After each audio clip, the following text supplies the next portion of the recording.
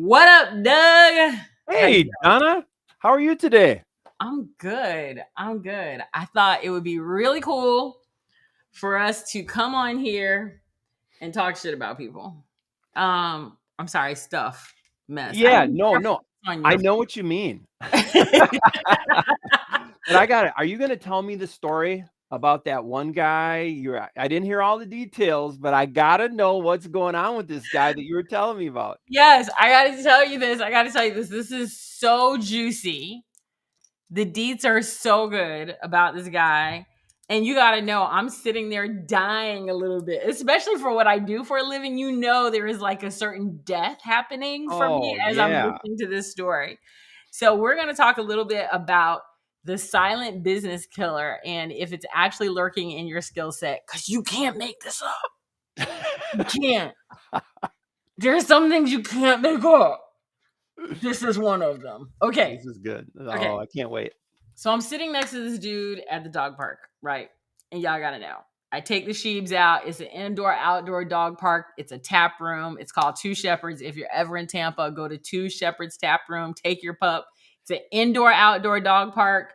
They what I love about it is they serve like White Claw, beer, wine, prosecco, like all kinds of stuff. You can get all kind of drinks and snacks there. It's air conditioned on the inside, and then the dogs can run and play everywhere. If you don't like dogs, don't go.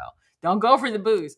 Anyway, That's like a bougie dog park. it is a bougie ass dog park. So anyway, I'm sitting next to this. I'm sitting there with my dog. He's out running. This guy sitting next to me. I don't even know if he had a dog. And we start talking. He's like, "So what do you do?" And and I tell him what I do. And I'm like, "What do you do?" And he's like, "Oh, I own this adjustment company." And I'm like, Hmm. "Oh, okay, cool. Tell me a little bit about it, right?" And so he's like, "Yeah, like when there are hurricanes or whatever," he goes, "We're the adjusters that go and we work with your insurance company and we have mediation, blah, blah, blah, blah, blah." And the long story short, they might offer you 15,000, but we could get you 50 and then we get a percentage. So they might get Oh, 20%. okay. And I was like, okay, cool. So he had a very specific area of expertise and he kept bragging like, "I'm the best in the business. I know what I'm doing." And I'm like, how many people would sit here and say they weren't though? Like, you know what I mean? Yeah. Like, of course you are. So that was number one. So he knew what he did and he did it well. He also knew who his dream client was, but in Florida, it's easier to know who your dream client was. Air conditioner went out, Cat 5 hurricane, stuff happened to your house, whatever, right? So you know it. So the challenge is in Florida is that that's called red ocean because we have so many adjusters right now. And they're all going after the same client. So what happens is as soon as Oh, you put in a claim, your name goes on the list and they all send you oh, something in the mail, right? Yeah. got So you. you're Red right. Ocean. Got it. Red ocean. Yep. All the sharks are coming to eat the chum. Blood Like in the that's water. happening. Yep. Right. So at the end of the day, he wasn't a unicorn. Mm. Right. So you got this adjuster in Florida, not a unicorn. So then when we started talking about what I did, he goes, "Oh, sales, like you really know how to sell?" And I'm like, "Yeah. I'm like, but I don't do the regular sales." I'm like, I said it, and he goes, "What do you mean?" He goes, "It's like, always like that push it." And I'm like, "No." And he goes, "I gotta be careful with you." And I'm like, "No, sir, I would not be selling you anything at all, actually." And he goes, "Well, I hate sales." Now you gotta know this is kind of blowing me away because I know for a fact that the top 1% of entrepreneurs list sales in their top five skill set, Mm-hmm. the top ones. So the fact that he tells me he hates sales already tells me like, "Oh, your business is sucking."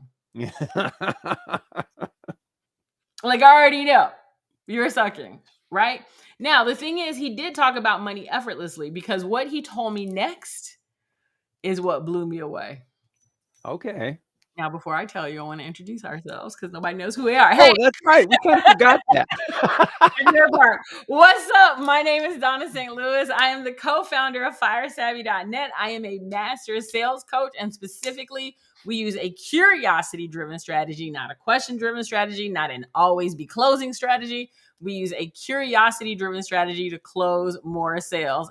And Doug, who are you? And I am Doug Stampley. I am the client concierge and mindset coach here at Fire Savvy. I get to work with the brilliant Donna St. Louis and Chanel Evans and our amazing Fire Savvy family. Absolutely. So this is what he told me next. So besides the fact that this guy is sitting here, he has his business, and I'll give you some numbers. So his business, he said, on bad years means they do not have a hurricane, which I think is crazy because we actually have more air conditioner claims than hurricane claims. His business Oh. is worth $1.25 million Ooh. on a bad year. On a good year, his Oh, wow. business is worth about $2 million. So he does about 1.25 on bad years and about $2 million on good years. That's his revenue. So we have a $750,000 variance, which is not good. So he's ebbing and flowing in his business like it's cool. Here's the thing, even though the numbers are bigger, it's the same problem. Mm. And why does he have the same problem? Right? Because he doesn't know how to sell. Here's where it gets interesting. So he goes, but I solved my problem. He goes, I solved it 45 days ago. And I'm like, you took a sales class? He's like, Yeah. no. Like, he looked at me like that was the dumbest thing ever. Of course not.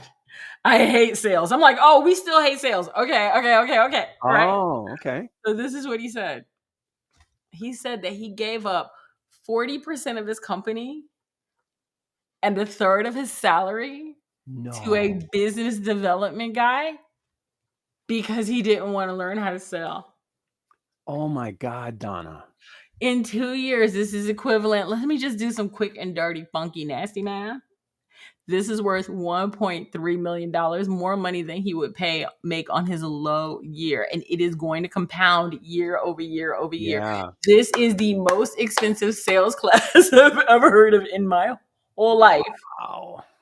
Ever. Here's the part that's the best. So he tells me about this deal because we talk about negotiating, and I'm like, we're talking about how to negotiate deals, blah, blah, blah. And, I've gotten trained from a hostage negotiator on how to negotiate. And so I'm like, okay, so you gave up 40% of your business. You have to know, like, the wind has left my lungs at this point. Oh, Right? Yeah. I'm dying a little bit. I'm like, who is your business coach? Where are your business advisors, right? But this is typical. You get these experts who's like, I'm an expert. All I got to do is hang out a shingle, and they make some money. And you might be going, yeah, but he's balling. He's making $1.2 million in revenue. I know his profits weren't crap because he was riding a hoopty. So anyway, I'm just saying. He was riding a hoopty. He had on a fake Rolex, so he doesn't want to ride a hoopty. So anyway, Oh, I love it. Anyway, just saying, like, he was riding a hoopty, and he didn't want to. He was rocking with the fake Rolex, right? I was like, he's not getting that past you, is he? He is not. Absolutely not. It doesn't have that many tongs on it. But Right. anyway, he gave up 40% of the business, 1.3. And this was what the business development person negotiated. He said, I'll only take this on if you take a sales and negotiation class. Wait a minute. So the guy he hired that he gave all this money to then made him go back and take the sales class anyhow, Donna? Oh my God. He has to take a sales and negotiation class anyway. Yes. Oh my God. And Donna, why? Here's what the guy said. He said, because, and I'm going to go back to it. Top 1% of entrepreneurial business owners list sales in their top 5 sales skills. They know how to talk about money effortlessly. They know how to handle objections and next steps with no problems. And they do not worry about ghosting. Here's what it really comes down to. This guy said, when I bring in a CEO from one of these insurance companies, or when I bring in an executive from one of these insurance companies, they're not going to want to talk to me, the sales guy. They're going to want to talk to you, the executive. Mm-hmm. And if you don't know how to sell and negotiate, they're going to eat your lunch. It's going to take this guy, if he stays on track, he has to get his company 2.5 times bigger. 2.5 times bigger. Wow. Just to make up for the 40%, just to get back to where he is today. Yeah. All because he's scared of sales. So this just kind of blows my mind. And it's crazy that this is happening. Like, I'm like, and he wasn't ashamed of it. Yeah. He thought he had made it brilliant. Thought it was brilliant. Okay. So He bought when a do I business get development guy. He bought a sales guy. all right, when do I get to start asking some questions here? Okay, go. Because Go. I'm full of them. All I'm right. blown So, away by how stupid a deal this was. right. Okay. So I need you to help me understand because I know that you have done sales training for Microsoft, Google, Starbucks, like all the big ones. Yeah. Okay. What is the difference between like when you're training like true sales pros Hmm. versus kind of from a mindset perspective versus an expert who Hmm. has to learn how to sell? Can you help me understand? Like, there's got to Yeah, be some difference in mindset there there is. somewhere. One of the biggest difference is sales pros are doing it 24 hours, like that's their job, right? Oh, right. And so they're really in the I have to hunt to eat mindset. Mm, They recognize that at the end of the day, their salary has to be 100% covered by their sales. It hmm. has to be. Otherwise, they'll be fired. That's not even a question. So that's number one. So their mindset is different from that perspective. Now, the sad thing is that, believe it or not, a lot of sales pros don't actually get training. Mm, really? Right. They don't actually get training. So that's your second problem. So the other thing is that when they do get training, their training is very typically either a very pushy, like always be closing kind of a thing, Mm, or it's on a very heavy what I call, they call it a questioning strategy, but it's yep. actually, it comes across as interrogation, Okay. Where right? it's just question, question, question, like Question, rapid question, fire. question, question, Yep. question, right? It feels like interrogation for the clients. What we're talking about is doing what we call a curiosity based strategy. And the difference between a curiosity based strategy is that you're always curious. You're not always closing and you're not always interrogating. You're more having a conversation with someone who you have to have a significant amount of interest in what they're doing and how you can help them in order for you to be able to actually say, hey, I think this is a way to solve this. It's so hard for people to do it when they don't have a well structured offer and they don't have a well structured client. Without those two things, it's going to screw them up every time. Okay. So when you're talking about offer and client, I Mhm. heard you say the word unicorn. Yes. And I want to come back to that because I hear that word. I kind of know what it means. Yeah. But can you help me understand like why that concept of unicorn is so important and like at what point that prospect needs to see you? How do you position yourself as a Right. unicorn and when to position yourself So, as one? first of all, people usually think that they're a unicorn based on what's going on in their business, right? So, I'll use Mm, Fire Savvy. Like, we can say all day that we have an amazing community or that we have a family, and we do have an yeah. amazing community and family. However, you don't experience that until you come into Fire Savvy. Oh, yeah. And when you're on the outside of Fire Savvy, no one can see that. No one can see how amazing it is because then everybody would be like sitting there looking at our stuff, be like, no, no, no, no, no, this is internal to our people, right? And Yep. so most people, what they screw up is they call themselves, they're like, oh, I do things differently, but it's not until I get in the door. So if you are a real unicorn, you can attract me before I get in the door, Oh, okay. right? And so one of our unicorn, one of the things that makes us a unicorn, quite honestly, is that we're like, in less than 6 weeks, you'll be able to sell like a sales pro. Hmm. And we don't have 5,872 hours worth of stuff. You'll be selling within the second week of being in our program because we use a curiosity driven strategy, not a question or closing driven strategy. That is completely different from out there. Our stuff is made for entrepreneurs and business owners, not for sales pros. Even though I've taught it to sales pros, it's built for people who are not sales pros. Okay. So another question, like in terms of so you talk about the ease of implementation from Mm-hmm. a curiosity driven strategy. Yeah.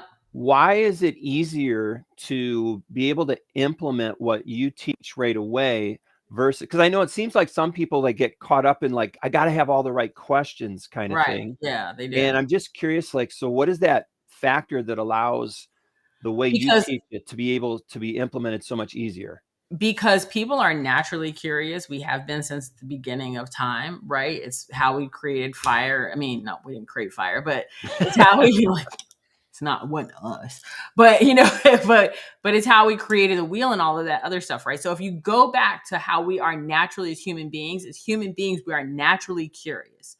So when you are tapping into what you naturally do, then it doesn't feel like sales. And so, Mm. for example, when we give you, it's called the bat signal. I know it's a stupid name, but everybody knows what it is because the bat signal will be signaling. Anyway, when you're curious though, then you start asking questions without having to have a list of questions thrown at you. Because Yeah. I could give you all those questions, and if you don't know how to analyze them, they mean nothing. So Hmm. this really takes what you naturally do as just being a human being, and it puts guardrails around it. Got it. So And just kind of help. this guy was scared of that because quite honestly, what he had been seeing was I got to interrogate the shit out of everybody. That's number one. And then number two, I got to always be closing, always be closing. Like my goal before you get off the phone is to close this deal. When you go in that mindset, you end up being pushy, gross, cringy, salesy because you're not going in to really be curious and go Hmm. and be curious about, can I help this person? Am I the right person to help them? Are they the right client for me? What is really going on in their world that this is the right solution for them right now? Because it might not be. That's the curiosity part. Yeah. Yeah. So from a mindset perspective, because like I'm always into the mindset thing. Yes, you are. It seems like so like this gentleman, for instance, it seemed like a lot of people have some old junk in their Yeah. mindset around sales. But Yeah. then I'm also wondering, okay, so that's obviously a factor to some point. But then it seems like there's another piece of this that's also like they're so used to being an expert in their area and so good at what they do in this one area of expertise that it's hard for them. They think like it took them so long to become an expert in this one area, the thought of having to spend that much time and effort. And you're saying you don't have to. You don't have to, because look at what is out there. If you go and look at any of these big guys that are talking about sales and you just go to their library, it is like this list, and people believe like, oh my God, if I get 5,872 hours worth of content, then I'm going to be a better salesperson. No, this isn't the matrix. It's going to just confuse the hell out of you. You really only need about 3 hours to get started. Real. Okay. I love it. So That's then it. why? Okay. So this guy thought that he could just he was uncomfortable. So rather than lean into it and just figure it out and then not have to give up millions of dollars, Millions. he thought he could just outsource Offload it. it. Yep. I'm just going to offload it to somebody else. But you're saying there's no way you can completely outsource your sales process because at some point it's going to come back to It's going to you. come back to you. If Okay. you are a business owner, it is going to come back to you, period, the end. Right. Period, the end. Here's the thing. It's better for it to come back to you now Yeah. than when your company gets bigger. Because think about it. His company will be, let's say this guy grows his company. He gets it 2.5 times bigger, right? And it becomes a $7.5 million company. And now he has to go into a negotiation Mm-hmm. at $5 to $7.5 million. He's going to have no idea how to do it because he never set the foundation at the beginning. Right. Right. And at the right. beginning, people are so desperate for sales that Yep. they don't bother to do it. They're like, I'm desperate, so I'm just gonna wing it. I'm just gonna figure it out. And then what they end up doing is they're doing like a 40% close rate. When if they spent 3 hours in a class, no, let me be clear. If they spent 3 hours in a Fire Savvy Sales Academy, 3 hours legit, they would go from a 40% close rate to an 80% close rate without doing anything different. Wow. In 3 hours. This guy gave up $1.3 million because he was trying to avoid 3 hours. That is the most expensive 3 hours that I've ever seen in my life. That's what I'm trying to wrap my head around, is that he's thinking like if I avoid it long enough, it'll just change, or I can figure out a different way. But at the end of the day, it's going to come back and he's going to end up losing all this money He's and wasting literally all this time. right. And he's doing one of those things where like somebody else will do it. Somebody else will handle it. Somebody else. And I'm like, No. Yeah. It's gonna come to you regardless. You cannot be a business owner. I'm gonna say it one more time. The top 1% of entrepreneurs effortlessly talk about money. The top 1% of entrepreneurs list sales as their top 5 skill set. The top 1% of entrepreneurs know how to handle objections and next steps. Yeah. They know how to do this. They didn't figure it out once they made money. They started making money because they figured it out. Mm. Mm-hmm. That's the difference. You're always going to crash your head into that revenue ceiling Yep. if you don't know how to sell. Period. The end. Can't get around it. Yeah. So you used a word here just a few minutes ago. You said desperate. So in your opinion, like somebody in his situation, what's that, I guess, how do you help like go from that desperate mindset? Like if you're in that desperate mindset phase, what is, in your experience, what's been like that one thing that kind of helps shift that, or the process or something? Like what do people have to get to in order to shift that mindset from desperate? Because people, I think desperate just repels people, right? It does. You know when somebody's desperate. Yeah, here's the thing. At the end of the day, there is nothing. So my dream client, quite honestly, is not afraid to sell. He would Okay. not be my dream client. My dream client knows how to sell. And I don't mean they know how to sell well, they know that they're selling, right? Okay. So they're closing 20, 30, 40% on calls. They're not afraid to get on calls.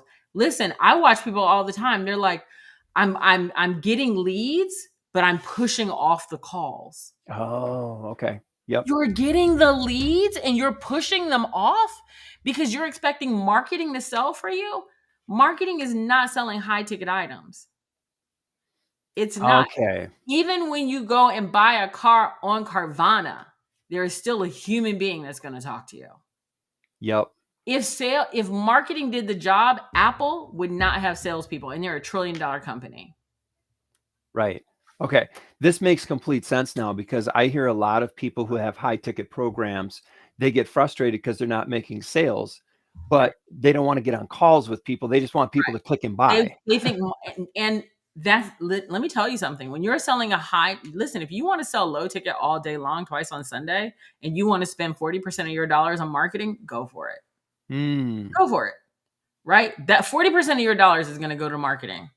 But if you want to know how to sell and you want to have a much higher profit margin, because if 40% of your dollars is going to marketing, then another probably 20, 30% is going to your other expenses. So now you have a 30% profit margin. So every $10 you come in, you get to keep 3. Congratulations. And that's on a good day, right? Yeah.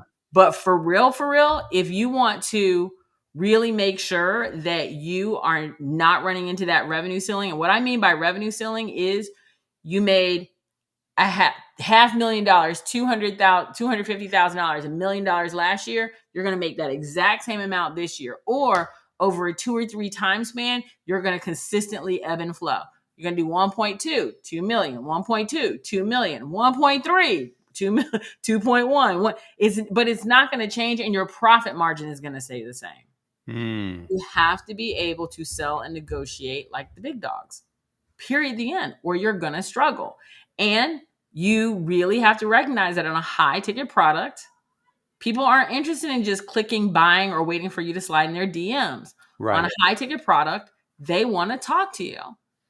So either give up high ticket product or get the testicular fortitude and ovarian audacity required to have a freaking sales conversation. Right. And here's the thing. This is the thing that I think is so crazy about it.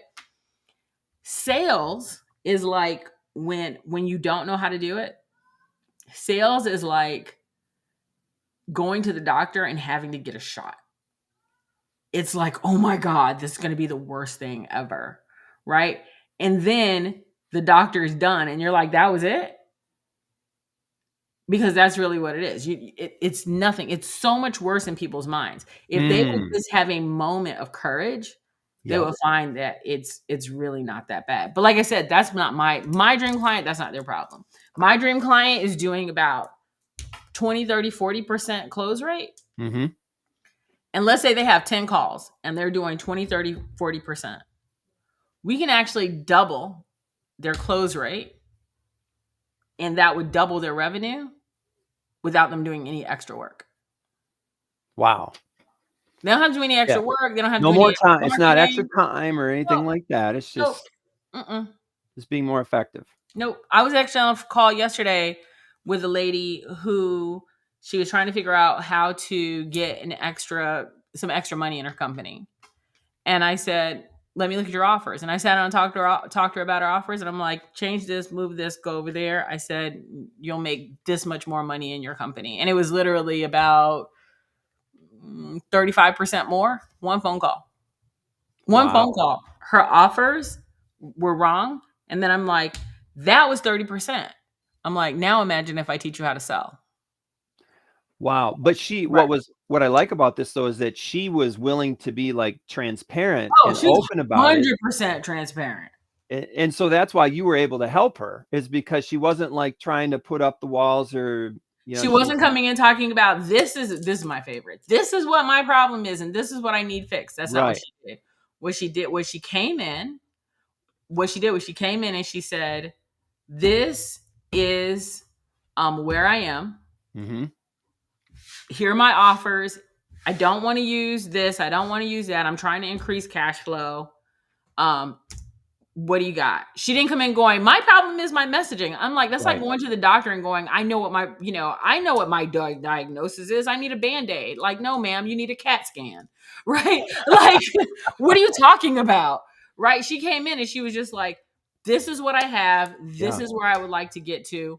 What would you suggest? We talked on the phone for an hour and I go, change this, go right here, do that right there. And I'm like, and that will add 30%. I'm like, get in my sales class, we'll turn that 30% into 60.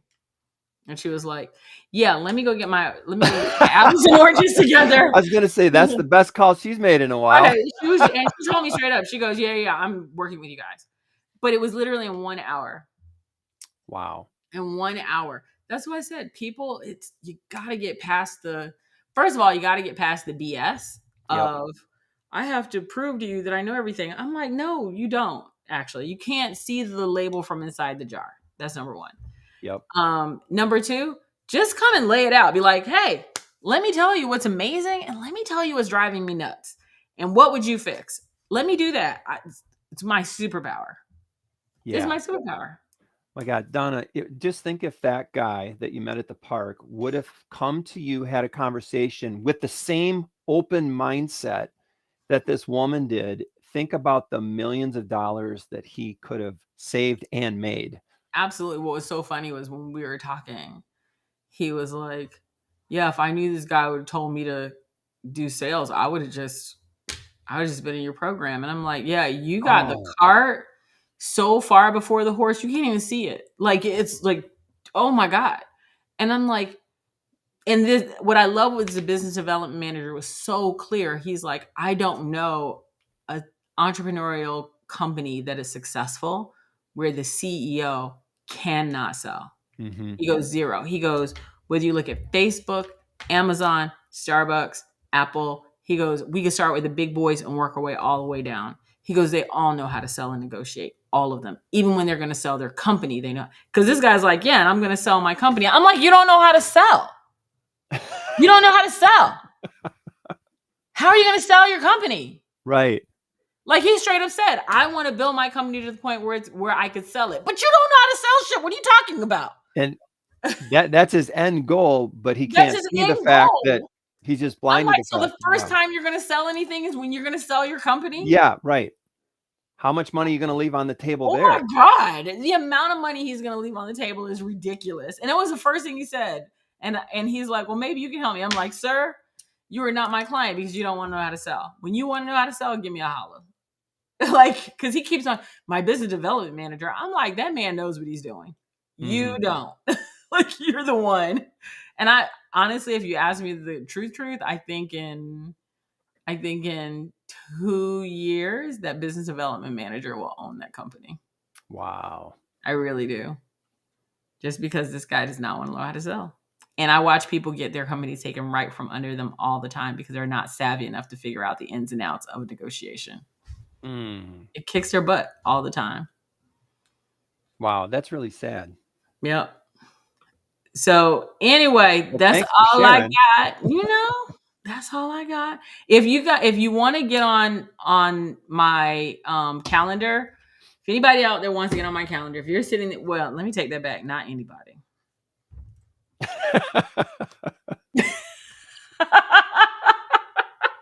After the story you just shared about that woman that talked to you and what happened for her and everything, yeah, you might. Yeah, not anybody. If you if you want to get on my calendar, then all you have to do is go to salessuperstar.net/schedule, or you can scan this QR code here. But let me be clear about who should get on my calendar, because no, we do not want everybody to get on my calendar. Do not get on my calendar, number one, and try to sell me something, because then I'm going to end up selling you into my program. That's just a lead coming right there.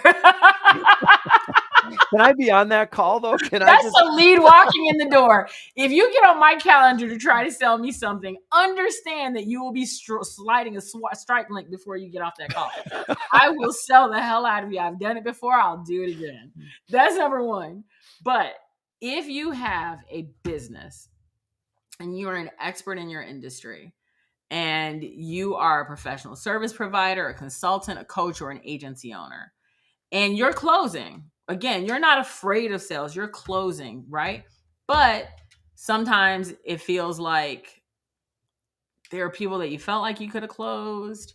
Your offers pricing is based on PUFA, pulled out of right. Chucked it out, threw it right there on the computer screen.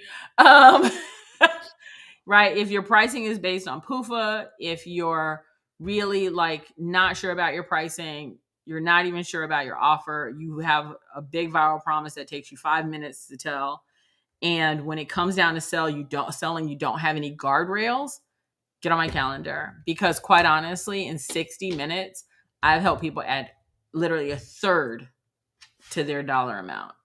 Like a third. This lady's like, I'm about to add a third to my revenue. And she goes, so yeah, we're going to start working together in April. She's like, yeah, I mean, That's seriously. awesome. You I'm know, really happy and excited for her. yeah. Oh, me too. I'm like, girl, we could about make you so much money. Right. But you don't know what you don't know. So quite honestly, that's why I tell people, don't come in telling me, oh, it's my messaging. Mm-hmm. You don't know what you don't know. Right. Yeah. So just come in and tell me what you got. Let me just see it. Let me just like, let me see it. And then I'm like, put it on the table. Just put it on the table. I have no judgment in regards to where you are. Like I said, I get people all the time, oh, it's messaging. And then I'm like, girl, it's not messaging. That's the beginning. There's so much more than the messaging. Yep. Right? So, come in and let me literally take a look, and then I can say, oh, you're probably missing this. And sometimes, again, I could probably help you in like 60 minutes, and then you can make a decision from there. Like, oh, you know what? This is all I needed. Or you're like, maybe I do need to check out a class, right? And we'll just talk about it. Anyway, that's all I got. Don, I got one more thing I just want to add quick. In case anybody's listening here that doesn't know you, I just have to tell you, obviously you're brilliant at what you do, but the thing that I love the most about these kind of sessions and just everything you teach, our academies and everything, you make sales fun. It is fun. For making sales fun. Like I don't think people understand. Sales it's fun. And you make it fun. So thank you for making it fun. Yes. Listen, we have all these people in this academy right now. They're on their third week. Like, we'll have our third session on Thursday. And first of all, they are rocking it right now. Crushing it. They are. I'm like, yo, we got to raise our rates, because like, they are crushing it. That's number one.